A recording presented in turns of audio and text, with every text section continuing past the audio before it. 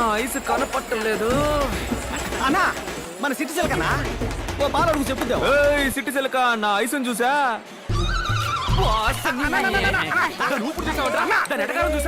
ఊరు మొత్తంలో నిన్ను ఎదిరించి మాట్లాడేది సిటిజన్ ఒక్కతానా? నువ్వు నాకు మాటను ముసల్దాన్ని ఆరేసి పారేసి చీరేసి ఉతికేస్తానంతే. అది సిట్టి సెలక కాదురా, తెక్క సెలక. ఇప్పుడు చూడు సంబంధమే లేకుండా ఒక సామి చెప్పింది. శృంగారపాడులో శృంగారాల సంతంట సరసాల ఏటలో సొగ్గాళ్ళ గోలంటారు బాల. నీ చెప్పలా విజయభార్గవ్ గారు ఎక్కడున్నా సరే పెద్దరాట్నం పక్కన ఉన్న మామిడికాయల కొట్ట దగ్గరికి వెంటనే రావాలి. ఆపవే, ఊరంతా కుదపకే. ఏంటే మామిడికాయ కొనివ్వు. ఏందే మామిడికాయ మామిడికాయ. నాకు అన్ని పనులుంటే మైక్ లో చెప్పి పిలిపించి మామిడికాయ కొని పెట్టమంట. పిచ్చి పిల్లలా ఉంది. నీ వల్లే నేను మామిడికాయ తింటున్నాను. నువ్వే కొనివ్వు. ఏంటే మామిడి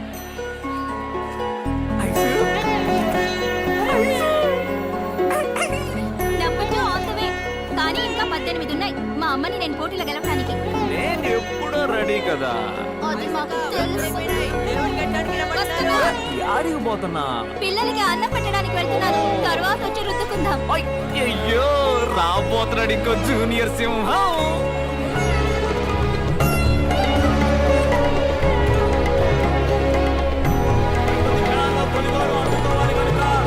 విజయభార్గవ్ గారు దైవ సన్నిధికి రావాలి రావాలి రావాలి. నేను దేవుడికి దండం పెట్టుకుని వస్తాను. బయటికి ఆడుకోండి, టమాకాయలు పెరుస్తాం.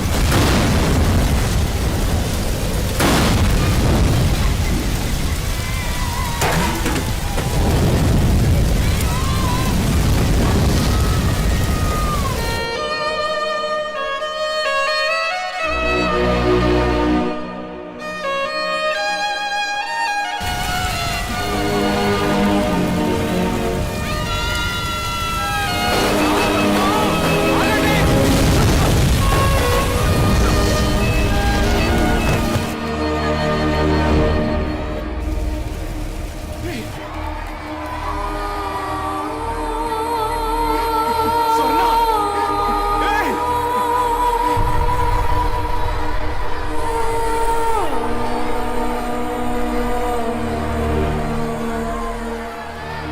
నుంచి ఇక్కడి నుంచి ఏ ప్రయోజనం లేదు తలపతి ఆసుపత్రికి తీసుకెళ్లాల్సిందే. బండి ఎక్కడుందా?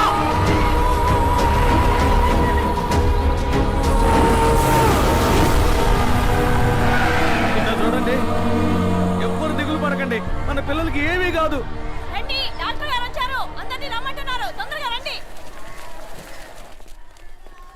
డాక్టర్, ఏమైంది? సారీ, వాళ్ళ పేరేంటమ్మా? స్వర్ణ రాజయ్య డాక్టర్. స్వర్ణ రాజయ్యల్ని కాపాడలేకపోయాం. ఓ 10 నిమిషాలు ముందుగా తీసుకొచ్చుంటే తప్పకుండా కాపాడుండేవాడు. 23 కిలోమీటర్లు డాక్టర్. 10 నిమిషాలు తెమ్మంటే ఎలా తీసుకొస్తా చెప్పండి. ఏం చేయమంటారు? హాస్పిటల్ సిటీలో కదా ఉంది. అప్పుడు గ్రామస్తులు చచ్చినా పర్వాలేదా? మీ ఆవేశంలో న్యాయం అంటారు, కానీ దానికి సమాధానం నాకు తెలియదు.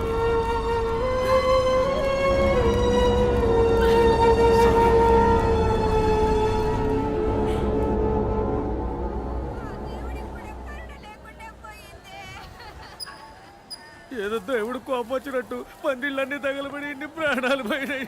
ఓయ్, పోయిన వాళ్ళ గురించి ఏడవడం మానేసి బతుకున్న వాళ్ళని చూసి సంతోషపడతావయ్యా. అయ్యా, స్వర్ణకి ఎంత వయసు ఉంటుంది? ఓ 8 ఏళ్ళు ఉంటాయా? రాజయ్యకి ఓ 12 ఏళ్ళు ఉంటాయా? వాళ్ళు ఏం తప్పు చేశారు? ఈ ఊళ్ళో పుట్టడమే ఆ పిల్లలు చేసిన ఒకే తప్పు. ఓటు పెట్టెలు మాత్రమే మనల్ని వెతుక్కుంటూ ఈ ఊళ్ళోకి వస్తాయి. ఇక ఏవి మనల్ని వెతుక్కుంటూ రావు. ఏం కావాలన్నా మనమే వెతుక్కుంటూ పోవాలి. బడికో ఏరు దాటి 10 మైళ్ళ దూరం వెళ్ళాలి. ఊళ్ళో ఎక్కడ నిప్పంటుకున్నా నీళ్ళ బండి రావటానికి అర్ధరోజు అవుతోంది. 1-2కి వెళ్ళాలన్నా కూడా ఊరి నుంచి 1/2 మైలు దూరం వెళ్ళాలి. ఇది ఈ ఊరి పరిస్థితి. వాళ్ళకు కావాల్సినవి వాళ్ళ దగ్గరికి వెతుకుంటూ వెళ్తాయి. మనకు కావాల్సినవి ఏవి మన దగ్గరికి రావు. ఎందుకంటే వాళ్ళు సిటీలో ఉన్నారు, మనం గ్రామంలో ఉన్నాం. ఉన్నమాట అన్నావు తల్లే. మనం ఏడుకుంటే ఆదుకునే దేవుడు ఒక్కడే. వెంటనే గుడి కట్టడం మొదలెడదాం. అవునయ్యా. ఇప్పుడు ఇక్కడ గుడి కట్టి ఏం సాధిస్తామన్నా? పోయిన బిడ్డలిద్దరూ తిరిగి వస్తారా మళ్ళీ? అతనల్లా ఆ డాక్టరు 10 నిమిషాల ముందు తీసుకొచ్చుంటే మీకు ప్రాణాలతో దక్కేవాళ్ళని. ఇక్కడ గుడి కట్టకూడదన్నా, ఆస్పత్రి కట్టాలి. నలభదే నువ్వు కోపంలో మాట్లాడుతున్నావు. గుడి కావాలంటే కట్టేస్తాం అని ఆసుపత్రి చాలా పెద్ద విషయం మరి. అది సర్కారు వాళ్ళే చేయలేపారు, మనం ఎంత రోజులు చెప్పు.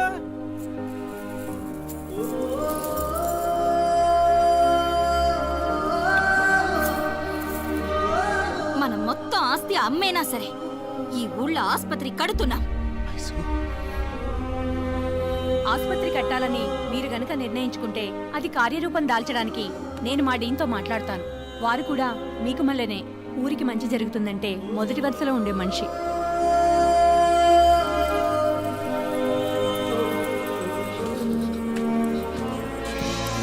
ఇక మన ఊళ్ళో రోగాలు రుష్టులతో ఒక్క ప్రాణం కూడా పోకూడదు. కట్టద్దు ఆస్పత్రి.